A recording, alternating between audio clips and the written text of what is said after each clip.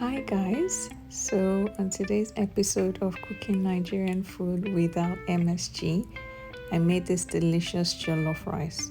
One thing to note when you're cooking without MSG is every stage of cooking must be you building flavor and adding on flavor to your dish so the final outcome comes out perfect.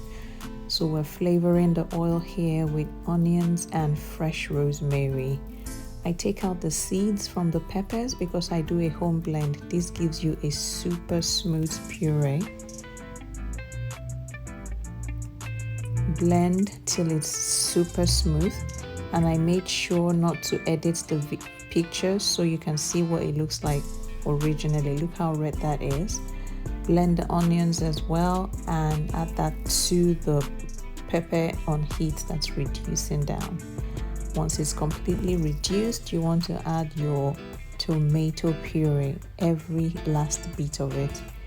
Cook that down again for another 5 minutes. Then you start to add your seasoning, salt, adobo, curry, and the Old Bay mix seasoning. All of this do not have MSG, which is monosodium glutamate, that some people react to. Some people being me. Now remember that oil, we'll pour that in and fry this sauce on low heat for about 10 to 15 minutes. Just look how delicious that looks. Look at the color on that as well. Parboil your rice. I used about 3 cups. Stir that into the pepper mix, making sure that every grain is coated. I had some leftover chicken breast in the freezer. I just threw that in. Let it cook on low heat for 20 minutes on the stove. I added some green peas just for color and, vibes.